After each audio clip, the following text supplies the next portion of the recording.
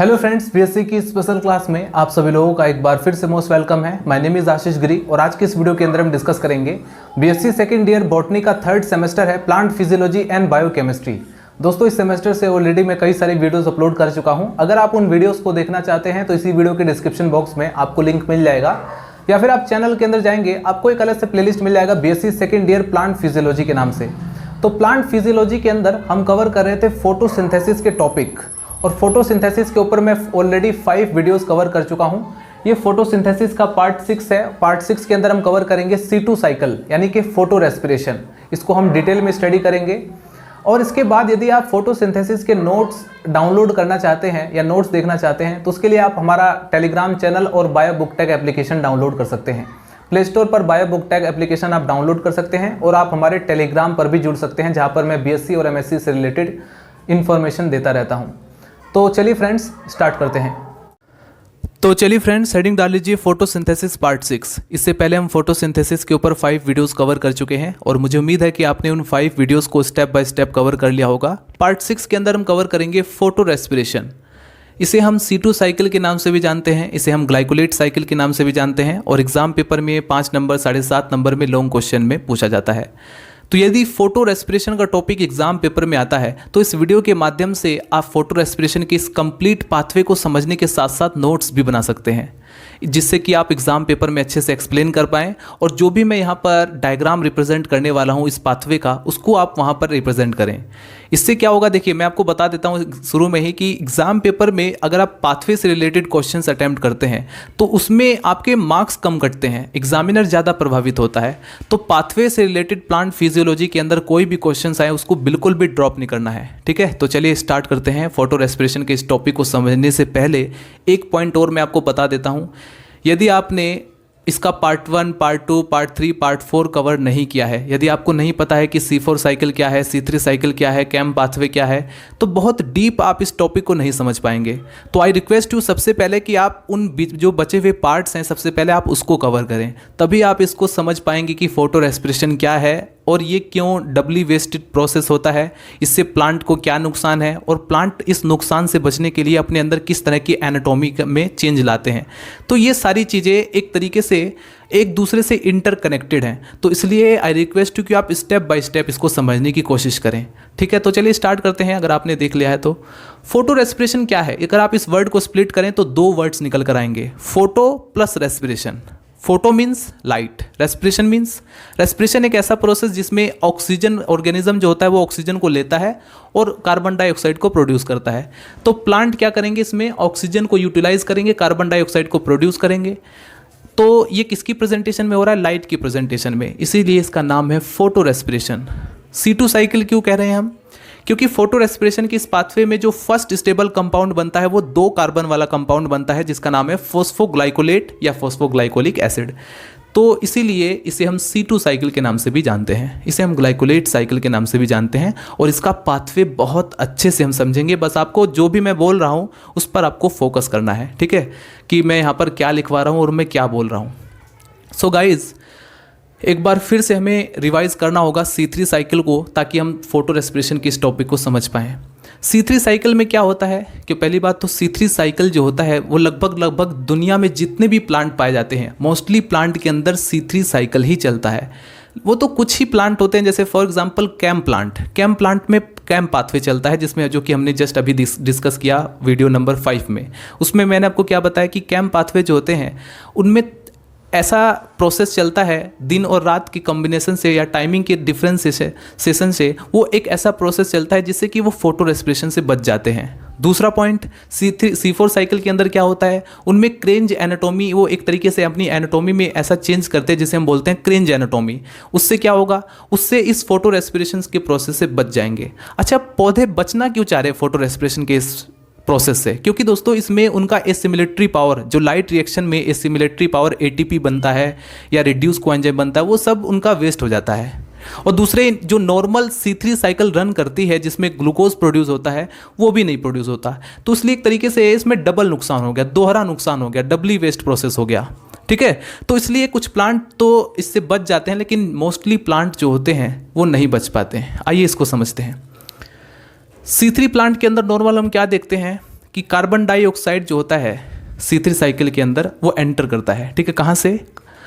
जो स्टोमेटा होता है वहाँ से जो कार्बन डाइऑक्साइड है वो एंटर करेगा सेल के अंदर, मेसोफिल सेल्स के अंदर। फिर उसके बाद क्या होगा, मेसोफिल सेल्स के अंदर क्लोरोप्लास्ट है, क्लोरोप्लास्ट की स्ट्रोमा वाले पार्ट में पहुँच जाएगा। स्ट्रोमा वाले पार्ट में मौजूद होता है रुबिस्को। ये एक ऐसा एंजाइम है जो प्रकृति में सबसे ज़्यादा पाए जाने वाला एंजाइम है। रुबिस्को मोस्ट अबंडेंट एंजाइम, प्रचुर मात्रा में मिलता है। तो ये जो रुबिस्को होता है इसका दो तरह का नेचर है। ये कार्बोक्सिलेशन भी करता है यानी एडिशन ऑफ कार्बन डाइऑक्साइड, और ऑक्सीजनेशन भी करता है यानी एडिशन ऑफ ऑक्सीजन। तो दोस्तों ये डिपेंड करता है कि किसकी कंसेंट्रेशन ज़्यादा है। ऑक्सीजन की कंसेंट्रेशन ज़्यादा है तो वो ऑक्सीजनेशन करेगा, अगर कार्बन डाइऑक्साइड की कंसेंट्रेशन ज़्यादा है तो वो कार्बोक्सिलेशन करेगा। तो नॉर्मली तो कार्बोक्सिलेशन ही करता है क्योंकि कार्बन डाइऑक्साइड की ही कंसेंट्रेशन ज़्यादा होती है प्लांट के अंदर। तो C3 साइकिल के अंदर हम देखते हैं कि भाई ये जो कार्बन डाइऑक्साइड है ये RUBP, ये जो रुबिस्को एंजाइम है इसको कार्बन डाइऑक्साइड को पकड़ करके इस RUBP से बाइंड करेगा। इस 5 कार्बन वाले कंपाउंड से इसको बाइंड करके एक जो रिजल्टेड कंपाउंड बनता है उसका नाम है PGA, फोस्फोग्लिसरिक एसिड, जो कि एक 3 कार्बन वाला कंपाउंड है। और इससे जो है हमारी नॉर्मल केल्विन साइकिल रन करती है और हमारे लिए जो फोटोसिंथेटिक यील्ड है ग्लूकोज बनता है, ठीक है, खाना बनता है केल्विन साइकिल के द्वारा। लेकिन तब क्या होगा, जब ऑक्सीजन की कंसेंट्रेशन ज़्यादा होगी तब हमारा कॉन्सेप्ट आता है फोटो रेस्पिरेशन का। दोस्तों रुबिस्को एंजाइम का मैंने आपको कहा 2 तरह का नेचर है, डुअल प्रॉपर्टी शो करता है, डुअल नेचर है, कार्बोक्सिलेशन भी ऑक्सीजनेशन भी। वो डिपेंड करता है कि किसकी रिलेटिव कंसेंट्रेशन ज़्यादा है। तो अगर ऑक्सीजन की कंसेंट्रेशन ज़्यादा हुई तो ये ऑक्सीजन को इस RUBP के साथ बाइंड करके एक नया रिजल्टेंट कंपाउंड बनाता है जो कि 2 कार्बन वाला कंपाउंड है, उसका नाम है फोस्फोग्लाइकोलेट या फोस्फोग्लाइकोलिक एसिड। और ये जो है फोटो रेस्पिरेशन की एक साइकिल रन करता है। तो सिंपली हम क्या देखते हैं दोस्तों, और इस रेस्पिरेशन के इस टॉपिक से एक चीज़ और ध्यान रखना है आपको कि फोटो रेस्पिरेशन अगर साइकिल चल गई तो प्लांट को नुकसान ही होता है, और उस नुकसान से बचने के लिए ये साइकिल चलती है, पूरी साइकिल चलती है, जो कि 3 सेल ऑर्गेनेली के अंदर चलती है। क्लोरोप्लास्ट, पेरोक्सिसोम, माइटोकॉन्ड्रिया, इन तीनों में चलता है पूरी साइकिल, ठीक है, स्टेप बाय स्टेप। तो आइए इसको समझते हैं और भी। तो ये 2 कार्बन वाला कंपाउंड बना फोटो रेस्पिरेशन के अंदर, इसीलिए इसको हम C2 साइकिल के नाम से भी जानते हैं। और एक और चीज़ आपको जो समझनी है वो ये कि ऐसी कौन सी कंडीशन है जिसमें ऑक्सीजन की कंसेंट्रेशन कार्बन डाइऑक्साइड की कंसेंट्रेशन से ज़्यादा होती है, ठीक है। ऐसा कौन सी वो परिस्थिति है जिसमें भाई ऑक्सीजन की कंसेंट्रेशन ज़्यादा हो जा रही है प्लांट के अंदर। तो बताता हूँ, आइए देखिए। सपोज बहुत ज़्यादा गर्मी है, डेजर्ट है, ठीक है, एक तो डेजर्ट है, ऊपर से बहुत ज़्यादा गर्मी है। बहुत ज़्यादा गर्मी में क्या होगा, प्लांट जो होते हैं वो उस प्लांट के अंदर से जो ट्रांसपिरेशन का जो प्रोसेस है वो बहुत तेज़ हो जाएगा। लाइट की इंटेंसिटी जब बहुत ज़्यादा प्लांट के ऊपर पड़ेगी तो इससे लाइट उनके अंदर जो है काफ़ी ज़्यादा हीट जनरेट होगा, जिससे बचने के लिए वो ट्रांसपिरेशन करेंगे। ट्रांसपिरेशन के प्रोसेस में आप अच्छी तरह से जानते हैं कि वाटर का लॉस होता है। तो ज़्यादा वाटर का लॉस होगा, इससे तो भाई प्लांट मर जाएंगे। तो वो क्या कर देते हैं, वो स्टोमेटा को ही बंद कर लेते हैं। तो स्टोमेटा बंद होगा तो क्या होगा, एक तो गैस का एक्सचेंज नहीं होगा, यानी कार्बन डाइऑक्साइड अंदर नहीं एंटर कर सकता और ऑक्सीजन अंदर से बाहर नहीं जा सकता, ठीक है। और दूसरा वाटर का लॉस भी नहीं होता। तो इस कंडीशन में एक चीज़ और हो गया कि भाई लाइट जो फोटोसिंथेसिस का फर्स्ट स्टेप है जो कि है लाइट रिएक्शन, वो तो चलता रहेगा। उसमें क्या होगा, उसमें वाटर की ज़रूरत है भाई, और साथ में हमें पता है कि वो थैलेकॉइड की जो मेम्ब्रेन होती है वहाँ पर होता है और ऑक्सीजन इसमें प्रोड्यूस होता है। तो ऑक्सीजन लगातार प्रोड्यूस होता रहता है और इसलिए ऑक्सीजन की कंसेंट्रेशन यहाँ पर ज़्यादा हो गई। दूसरा जो कार्बन डाइऑक्साइड है वो बाहर से अंदर एंटर नहीं कर पाता। तो ये एक स्पेसिफिक कंडीशन हो गई जिसमें ऑक्सीजन की कंसेंट्रेशन ज़्यादा हो गई और कार्बन डाइऑक्साइड अंदर एंटर नहीं कर सकता, इसलिए केल्विन साइकिल रन नहीं करेगा। तो ये कंडीशन आ गई। इतनी बात क्लियर हो गई। अब सोचो ये जो ऑक्सीजन है ये क्या है, अब सबसे पहले दिखा दूँ तो ये है ग्रेनम और ये ल्यूमन है, ये थैलेकॉइड का ल्यूमन है जहाँ से ऑक्सीजन प्रोड्यूस होता है। ये ऑक्सीजन अगर स्टोमेटा ओपन रहता तो ये बाहर निकल जाता, लेकिन स्टोमेटा बंद है इसलिए कार्बन डाइऑक्साइड अंदर नहीं आ सकता और ऑक्सीजन बाहर नहीं जा सकता है, जिसकी वजह से ये जो रुबिस्को एंजाइम है ये कहेगा चलो भाई कार्बन डाइऑक्साइड नहीं मिला, मैं ऑक्सीजन को ही बाइंड कर देता हूँ, क्योंकि इसकी डुअल प्रॉपर्टी है, ये ऑक्सीजन को पकड़ करके बाइंड कर देगा इस RUBP के साथ और बन जाएगा फोस्फोग्लाइकोलेट। सो आई होप मेरे बार बार रिपीट करने से आप जरूर इरिटेट हो रहे होंगे, लेकिन आपके माइंड में ये अच्छी तरह से याद हो गया होगा।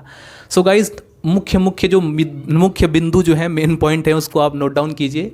Photo respiration is the light dependent process. Photo respiration जो होता है वो लाइट पर डिपेंड करता है ऑफ ऑक्सीजनेशन ऑफ आरयूबीपी। इसमें आरयूबीपी का ऑक्सीजनेशन हो रहा है, दैट मीन्स आरयूबीपी के साथ ऑक्सीजन का एडिशन हो रहा है, ठीक है।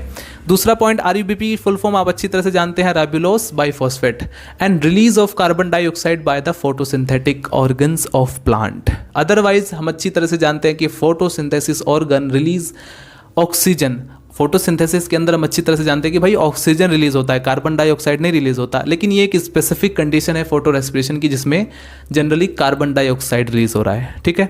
On the basis of photo respiration के बेस पर प्लांट को दो ग्रुप्स में डिवाइड किया गया। एक तो वो प्लांट जिनके अंदर फोटो रेस्पिरेशन होता है, एक वो प्लांट जिसमें फोटो रेस्पिरेशन नहीं होता, ठीक है। Temperate plant with photo respiration and tropical plant without photo respiration. Site of photosynthesis की साइट कहाँ है, कौन सी वो जगह है जहाँ पर फोटो रेस्पिरेशन होता है।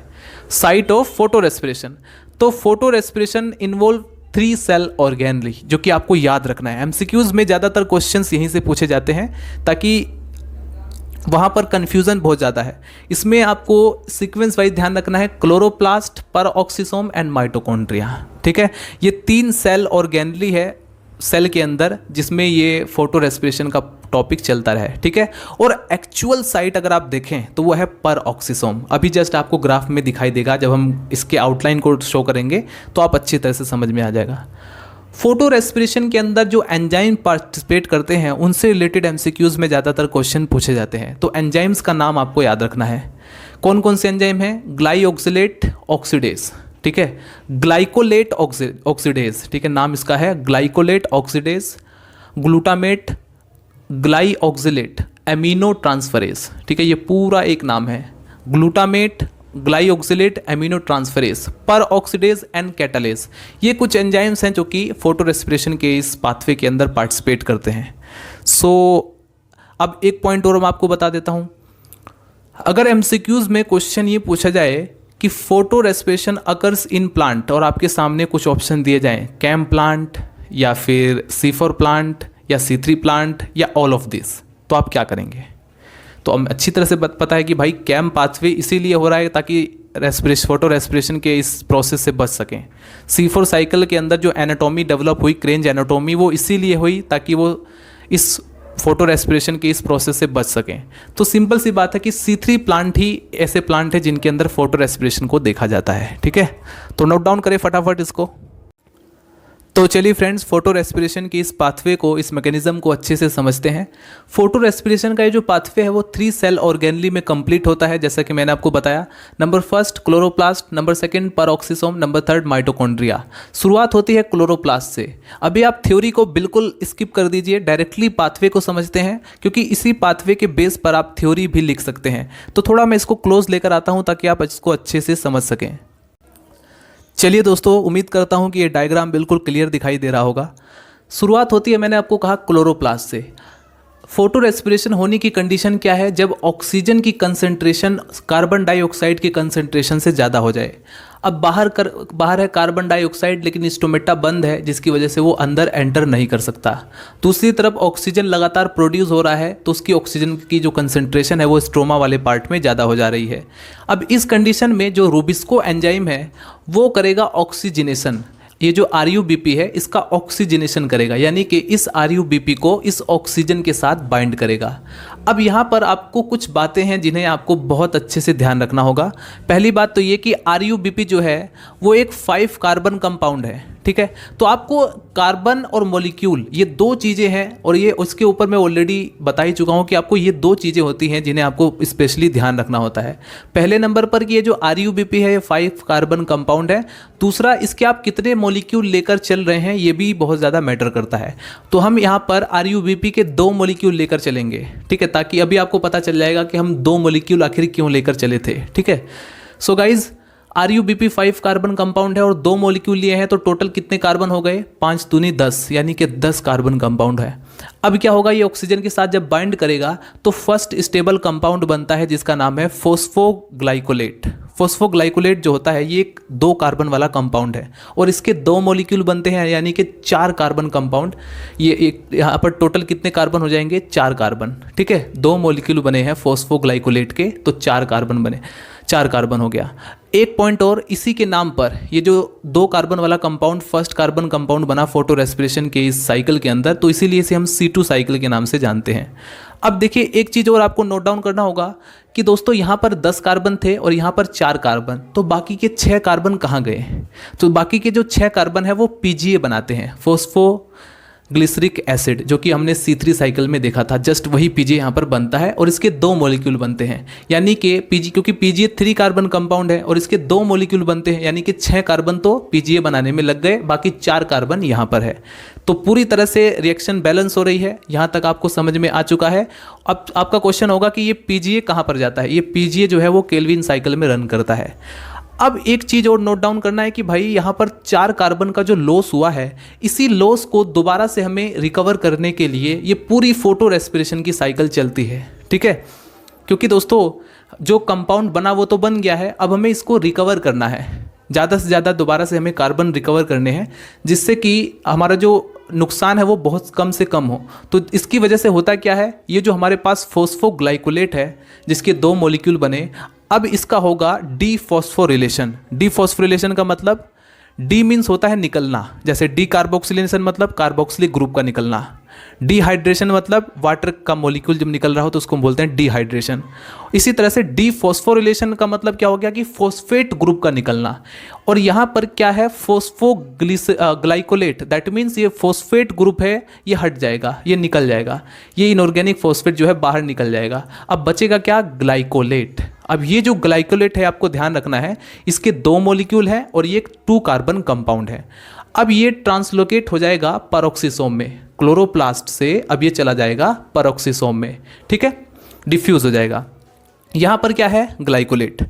अब ये ग्लाइकोलेट जो होता है ये कन्वर्ट हो जाता है ग्लाइऑक्सिलेट में और साथ में बनाता है 2H2O2 यानी कि हाइड्रोजन पेरोक्साइड।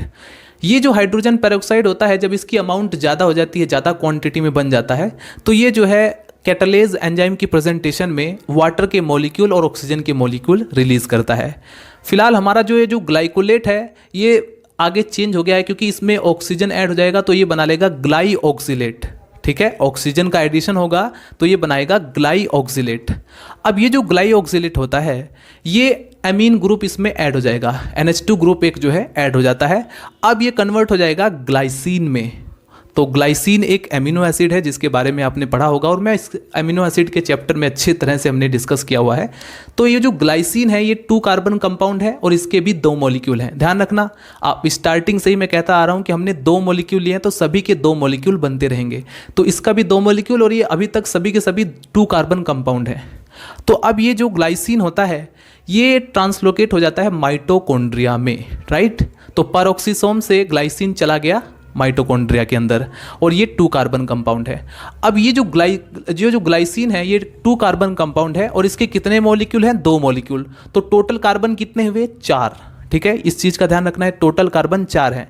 अब क्या होगा? ये अपना NH3 लूज करेगा, इसमें होगा डीएमिनेशन। डीएमिनेशन का मतलब एमिनो ग्रुप का निकलना। तो सिंपली यहाँ पर देखिए NH3 जो है वो ग्रुप निकल जाएगा और यहाँ पर ये अपना एक कार्बन डाइऑक्साइड जो है लूज करेगा, एक कार्बन लूज करेगा। टोटल कितने कार्बन थे? 4 कार्बन। कैसे 4 कार्बन हुए? क्योंकि यहाँ तो 2 कार्बन लिखा हुआ है, यहाँ पर 2 कार्बन जरूर लिखा हुआ है लेकिन ये 2 मॉलिक्यूल है, तो 2 मॉलिक्यूल का मतलब 4 कार्बन, ठीक है। तो इनमें से एक कार्बन तो कार्बन डाइऑक्साइड लूज करेगा, 3 कार्बन वाला कंपाउंड बनेगा सेरीन। तो अब जो एमिनो एसिड बना है वो है सेरीन। अब ये बना कैसे? एक तो इसने अपना NH3 ग्रुप लूज किया है और दूसरा यहाँ पर ये जो NAD+ होता है ये हाइड्रोजन प्लस जो है यहाँ से हाइड्रोजन भी लूज करेगा, जो कि NAD+ इसको एक्सेप्ट करके इसका रिडक्शन हो जाएगा और बन जाएगा NADPH+, ठीक है। उसके बाद क्या होगा? ये जो सेरीन बना है ये 3 कार्बन कंपाउंड है। तो आई होप आपको यहाँ तक तो कवर हो गया होगा कि अभी तक आप लगातार देख रहे थे 2 carbon compound, 2 carbon compound, 2 carbon compound, 2 carbon compound, और यहाँ पर ये कन्वर्ट हो गया माइटोकॉन्ड्रिया में सेरीन, जो कि एक 3 कार्बन कंपाउंड वाला अमाइनो एसिड है। अब ये जो सेरीन है ये एंटर करेगा दोबारा से पैरोक्सिसोम में, ठीक है। दोबारा से कहना गलत होगा क्योंकि जो एंटर किया था वो ग्लाइसिन था, तो अब जो एंटर करा है वो है सेरीन। तो माइटोकॉन्ड्रिया से सेरीन एंटर करेगा पैरोक्सिसोम में अब ये जो है अपना NH2 ग्रुप लूज़ करेगा यहाँ से, ठीक है। अब इस पर जो NH2 ग्रुप है ये लूज़ करेगा। अब आपको याद हो यहाँ पर जो आपने NH2 लिया था ये वहीं पर चला जाएगा ताकि ये दोबारा से एक और साइकिल रन करे, ठीक है। तो मतलब प्रोडक्ट जो होते हैं ये इन सेल ऑर्गेनली के अंदर अवेलेबल रहते हैं इन सब प्रोसेस के लिए। तो ये जो सेरीन है, अब ये क्या करेगा, सेरीन आगे चलकर बनाता है हाइड्रोक्सी पायरुवेट। और जितने भी मैंने एंजाइम स्टार्टिंग में आपको बताए थे ये एंजाइम जो है इसमें वर्क करते हैं, इसमें काम करते हैं। तो अब यहाँ पर ये हाइड्रोक्सी पायरुवेट जो है बना लेता है, इसमें कन्वर्ट हो जाता है। अब सेरीन कन्वर्ट हो गया हाइड्रोक्सी पायरुवेट में। अब ये जो हाइड्रोक्सी पायरुवेट है ये यूज़ करेगा रिड्यूस कोएंजाइम से। ये जो आपको दिखाई दे रहा था रिड्यूस कोएंजाइम जो कि जिस पर H+ है, क्योंकि ये क्या करता है, ये जो ग्लाइसिन है ये H+ लूज़ करेगा तो ये इसको NAD+ एक्सेप्ट कर लेगा। तो अब ये वाला जो है अब यहाँ पर अपना H+ इसको डोनेट करेगा, हाइड्रोक्सी पायरुवेट को जो अभी ये डोनेट करेगा और कन्वर्ट हो जाएगा NAD+ में। तो फाइनली अब हमारे पास जो कंपाउंड बना उसका नाम क्या है, ग्लाइकोलेट। ग्लाइकोलेट अब जो है क्लोरोप्लास्ट के अंदर डिफ्यूज हो जाएगा, ट्रांसलोकेट हो जाएगा, ठीक है। तो ये जो ग्लाइकोलेट होगा ये 3 कार्बन कंपाउंड है। यहाँ से लेकर अब सारे के सारे जो कंपाउंड है वो 3 कार्बन कंपाउंड है, इसका आपको ध्यान रखना है। तो अब ये जो ग्लाइकोलेट होगा ये क्या करता है, ये यूज़ करता है एसिमिलेटरी पावर। मैंने आपको बताया था ना कि ये जो फोटो रेस्पिरेशन है ये डबली वेस्टेड एक प्रोसेस है, एक साइकिल है। क्योंकि इसमें क्या होता है, एक तो हमारा जो है ग्लूकोज नहीं बनता है, C3 साइकिल रन नहीं करती है। दूसरा यहाँ पर हमारा जो एसिमिलेटरी पावर है वो भी यूज़ होता है। तो देखिए यहाँ पर एक तो हमारा रिड्यूस कोएंजाइम भी यूज़ हुए, दूसरा ATP भी यूज़ हुआ। ये जो एडिनोसिन ट्राइफॉस्फेट है ये अपना फॉस्फेट ग्रुप देगा ग्लाइकोलेट को और कन्वर्ट हो जाएगा ADP में यानी एडिनोसिन डाइफॉस्फेट में। और फाइनली जो हमारा कंपाउंड बनेगा वो बनेगा PGA, ठीक। तो इस पूरी साइकिल में आपने एक चीज़ ऑब्जर्व की कि हुआ क्या, इससे हमें कुछ मिला तो है नहीं बिल्कुल भी, ना तो हमें यहाँ पर खाना मिला है ना ऑक्सीजन प्रोड्यूस हुआ है, ठीक है। खाना मतलब ग्लूकोज, तो इसलिए इसको कहा जाता है वेस्ट प्रोसेस, ठीक है। लेकिन एक चीज़ आपने नोट डाउन किया, फोटो रेस्पिरेशन के द्वारा रिकवरी होती है।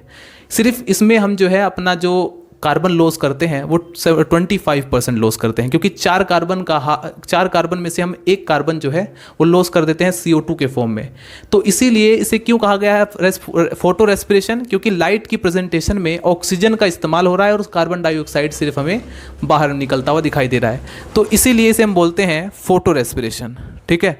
तो आई होप आपको यहाँ तक पूरी अच्छी तरह से समझ में आ गया होगा ये पाथवे। फिर भी अगर आपको कोई दिक्कत है तो मैं आपको अगेन समझा दूंगा, और कोई भी डाउट हो तो आप कमेंट कर सकते हैं। तो ये पूरा पाथवे आपने समझ लिया है।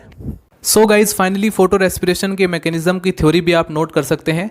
वैसे तो सिंपली आपको पता है कि बायो बुक टेक एप्लीकेशन पर ऑलरेडी मैं प्रोवाइड कर चुका हूँ PDF के फॉर्म में नोट्स, और जितनी भी बुक्स हैं प्लांट फिजियोलॉजी की काफ़ी सारी बुक्स की PDF में अपने एप्लीकेशन पर प्रोवाइड कर चुका हूँ, वहाँ से जाकर आप देख सकते हैं। तो simply mechanism of photo respiration के अंदर आपको ये नोट करना है, respiration that is initiate in chloroplast under light condition is called photo respiration. तो नोट्स की बिल्कुल भी चिंता ना करें, यहाँ पर मैंने आपको बताया कि किस तरह से एग्जाम पेपर में आपको लिखना है, एक्सप्लेन कैसे करना है। क्योंकि आप जानते हैं क्लोरोप्लास्ट के से ही फोटो रेस्पिरेशन का जो मैकेनिज्म है वो इनिशिएट होता है, स्टार्ट होता है, और कंडीशन क्या है, लाइट, क्योंकि ये लाइट पर डिपेंडेंट प्रोसेस है। तो इस चीज़ का आपको ध्यान रखना है। तो the oxygenation of RUBP in the presence of O2 is the first reaction of photo respiration, जैसा कि हमने देख लिया है। क्योंकि RUBP जो होता है ऑक्सीजन के साथ बाइंड करता है, और इसको बाइंड करने में हेल्प करने वाला एंजाइम है रूबिस्को, जो कि कार्बोक्सिलेशन और ऑक्सीजनेशन दोनों तरह की प्रॉपर्टी शो कर सकता है।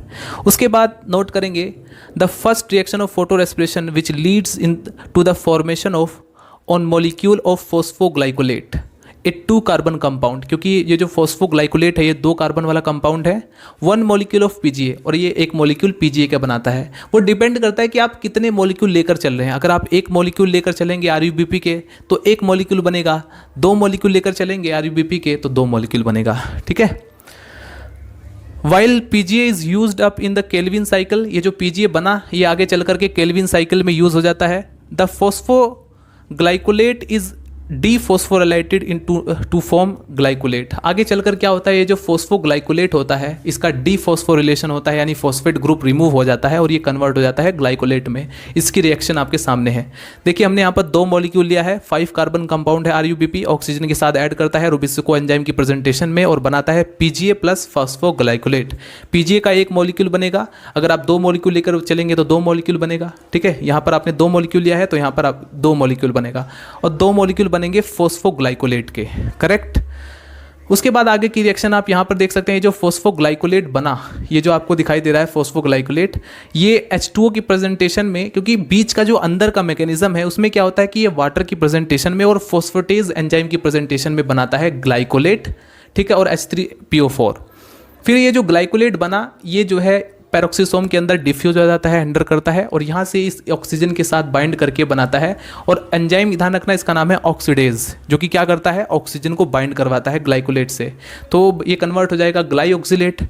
फिर उसके बाद क्या होगा, ये जो यहाँ पर हाइड्रोजन पेरोक्साइड होता है, अगर ये एक्सेस अमाउंट में, बहुत ज़्यादा अमाउंट में यहाँ पर एक्यूमुलेट होने लग गया तो ये कैटालेज एंजाइम क्या करेगा, इसको वाटर में प्लस ऑक्सीजन में ब्रेक डाउन कर देता है। ठीक है, हाइड्रोजन पेरोक्साइड का। उसके बाद आपको पूरा सीक्वेंस वाइज पता ही है कि होगा क्या, कि ग्लाइसिन एंटर करेगा माइटोकॉन्ड्रिया में, फिर उसके बाद वहाँ पर ये NH3 को लूज़ करेगा और साथ में रिड्यूस को एंजाइम जो है उसके हाइड्रोजन को एक्सेप्ट करेगा। ठीक है, क्योंकि यहाँ पर अभी फिलहाल ये रिड्यूस नहीं है, जब इस जो हाइड्रोजन को एक्सेप्ट करेगा तब ये इसका रिडक्शन होगा NAD+ का। ठीक है, फाइनली कार्बन डाइऑक्साइड बाहर निकल जाएगा और 3 कार्बन जो है वो सीरीन के द्वारा चलते चलते उसकी रिकवरी हो जाती है और ये PGA में कन्वर्ट हो जाता है। तो यही है सिंपली फोटो रेस्पिरेशन के अंदर, और इसी चीज़ का आपको ध्यान रखना होगा। सो गाइज, उम्मीद है ये वीडियो आपके लिए हेल्पफुल रहेगा। मिलते हैं नेक्स्ट वीडियो में। Bye bye, Tata.